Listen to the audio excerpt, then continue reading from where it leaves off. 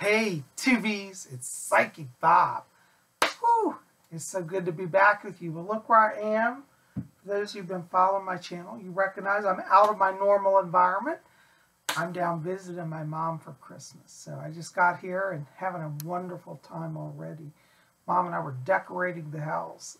That's been a lot of fun. So I've been dragging out tinsel and garland, making beautiful things.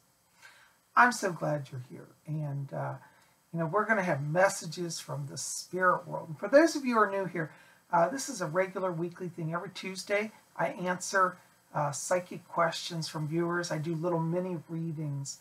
And if you want to get on messages from the spirit world, it's absolutely free, no charge at all. Just put your question in the comments box below this video. Or you can write me at my website at readings@robert-hickman.com. I'll put the link below. But yeah, we love to do readings, and I sure enjoy reading for all of you. So we're going to get into all the letters. But before we do that, let's all just take a moment and attune to the spirit world.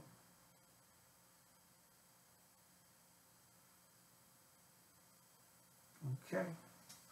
My trusty spirit guide Fletcher's back here. I hear it. All right. Our first letter today is from Mr. Girardo. Hi, Mr. Girardo.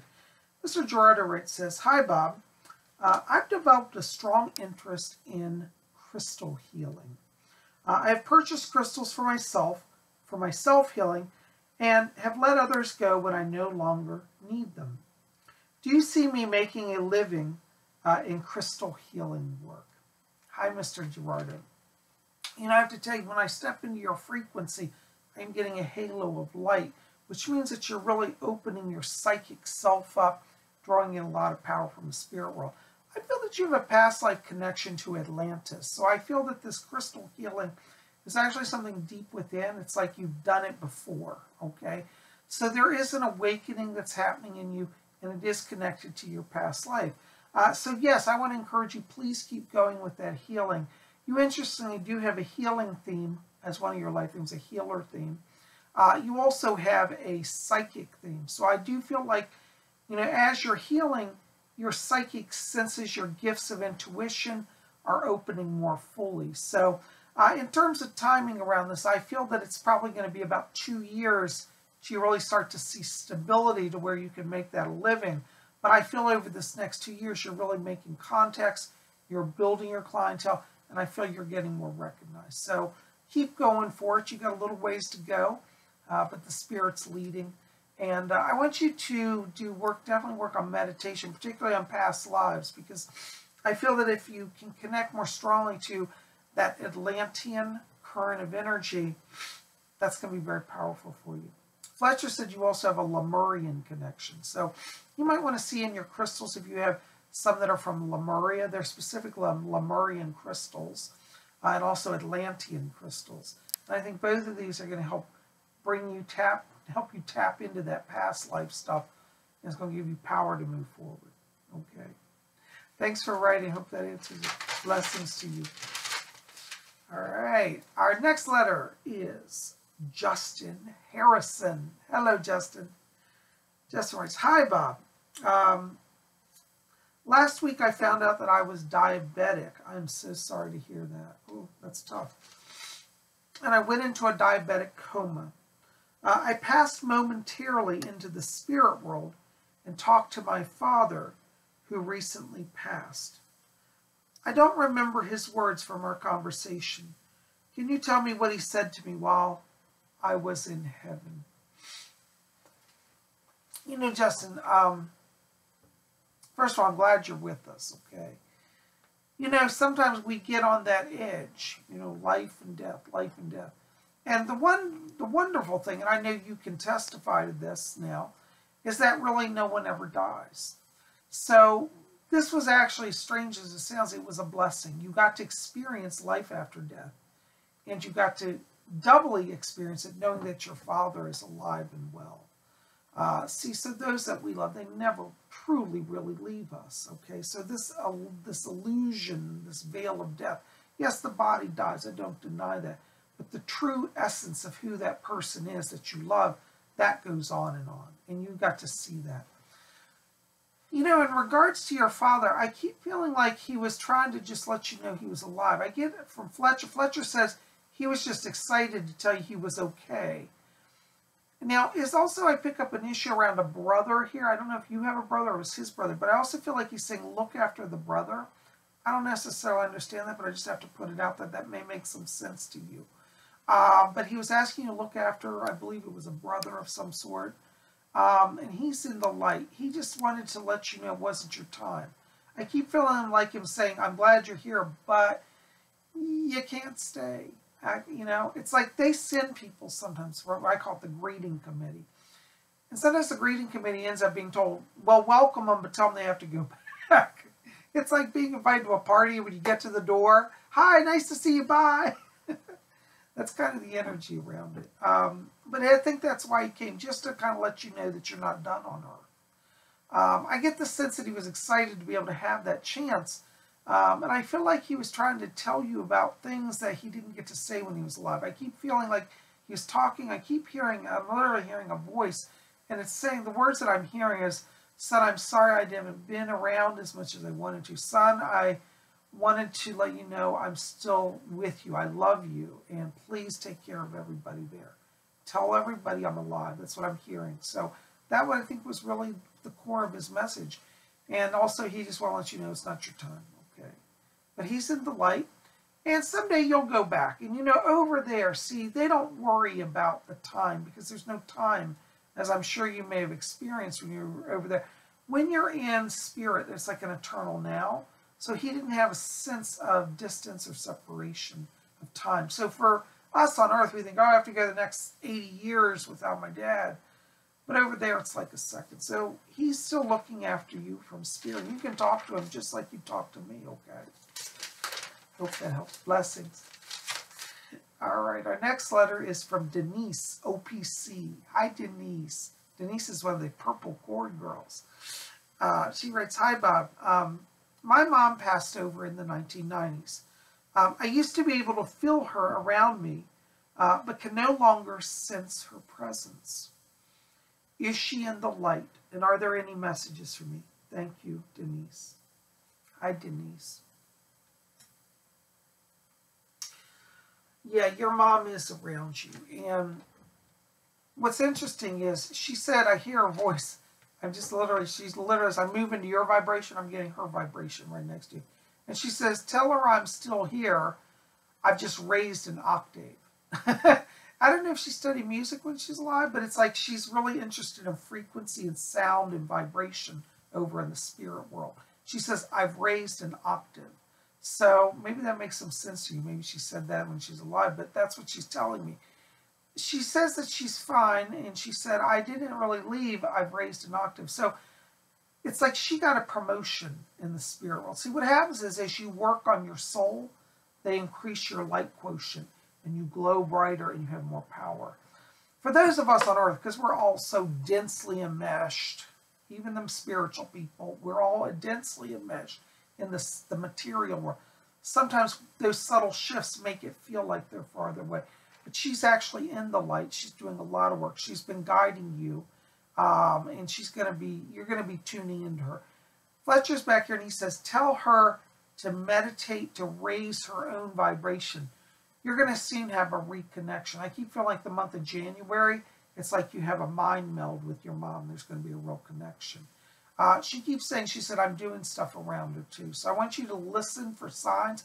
I feel like you're going to start hearing her voice. You may not see her, but it's almost like you just hear a whisper or a voice. And that'll be her, okay? So January is where you're going to start to feel the connection. She's fine. She's in the light. And in her words, I was raised an octave. Okay. Thanks for writing. Hope that helps. Blessings to you. All right. Our next letter is from Myra Pina. And Myra writes and says, I've been having a really difficult time with my ex-boyfriend. Is this friendship worth keeping? I've known him since we were both 12. Any insights would help. Thanks. You know, Myra, I have to be brutally honest here. You're going to have to let him go. And I don't say that from a place of hatefulness. It's a place of energy. See, you have focused on growing your life and growing your soul, and you've made immense progress, particularly this last 2 years. When I step into his frequency, I feel like he's still in an earlier stage of spiritual growth, and I don't feel that he has the connection and commitment to soul growth that you do. This puts you in different places, different energy brackets, different stages. And the reason why that difficulty is there is that part of you feels the separation, because as spirit grows within you, it takes you away from sometimes the things that are familiar. And right now you're in a place that feels a little lonely because you're out kind of on your own. But I promise you, if you can just hang in there, as we get into February of 2017, this will all make sense. And you're going to have a better sense of balance and support and really be in a place energetically to where you can feel comfortable with yourself and not feel the need to go back to him. People enter our lives sometimes just for a season. And I feel like with him, that season has come. You've experienced it. And now both of you are moving on. So don't put yourself in a stressful place saying, oh, I have to make it work. I've known him so long. I can't let it go. It's time. It's time to let go. Doesn't mean you hate anybody. It means you give your heart. The best is if you love somebody, it's like, I love you enough to let you go on your journey. And I hope you love me enough to let me go on mine. And it really can be, parting can be a growth experience that blesses each other. So don't let yourself be manipulated or made to feel guilty or be abused by him. Because I think he wants in some ways to hold on and keep you at a level that really you've grown out of. Okay. So you have my blessing, and in the next few months here, you'll really start to see yourself in a place of freedom and joy. So just keep going, honor yourself. I get yellow around you, so there may come up issues here connected to going back to school, doing some education or some learning. And I feel like you want to focus on schooling, okay? Blessings to you. Thanks for writing. All right. Our next letter is from Chris Angel. Hi, Chris Angel. Oh, excuse me, not Chris, Chump Angel. Chump Angel. Chris Angel's a magician. Chimp Angel. Sorry, I can't read. I made a note here on that letter. Chimp Angel. I know who you are. All right, Chimp Angel writes. She says, Bob, I've been working a new job since June, and it's making me depressed. Do you see me returning to my old job in the city by summer? Hi, Chimp Angel. In a nutshell, yes, I do see change for you in the summer. And it'll be actually before it gets late in summer. It's probably going to be around end of May, beginning of June. I see you leaving where you are. I have to be honest, I don't know that you're necessarily going back to your old job. I almost feel like there's another opportunity. It's near your old job. It's in that same area, same field, same physical location as well. But it may be a different position or kind of a different company. But I feel like it will be something you'll be excited about, and I see you doing really well. You have a gift of communicator on your chart. You have a lot of blue light, and I feel like your work is going to be really have a lot of writing in it, a lot of creativity, a lot of creative writing. So definitely as you're looking at work, you know, ask them, do I get to be creative? Do I get to be self-expressive? That's going to be an important part of this transition. I feel if you honor those gifts, those communicator skills, those writing skills, that's going to really bring you into a job that you're going to really enjoy. So, you know, yes, I do see transition, and I feel that you won't be there much longer. So hang in there, okay? You know, but start now. The energy is going to build as we get closer to May, June to really make the transition. But I feel by starting the energy now, you're setting that ball in motion, okay? But I do see you having a successful transition back to the area that you prefer to be at. Okay. Thanks for writing. Well, guys, listen. Psychic Bob has got a full schedule here. I've got private readings I'm doing. Even though I'm away, I'm still doing private readings. I've got people coming for dinner. So Psychic Bob is going to be tied up here. But listen, if you want to get on my schedule for a private reading, write to me at my email at readings@robert-hickman.com and tell me you want a private reading. Put private reading in the subject line. We'll get you on the schedule. I still have openings for this week, okay? Thanks for writing and thanks for being here. You guys are the best. I love you. So keep it here at Spiritual. We got more coming. Tomorrow is Wednesday. That's Wiccan Wednesday. We're going to have some travel magic, so you want to be here for that. Well, guys, I love you. Sending blessings. By the way, if you didn't see yesterday's video on Yule, that's in the queue right before this. Check it out, all right? We'll see you back here tomorrow. And, of course, you know, next week, we'll have another Messages from the Spirit World. Blessed be.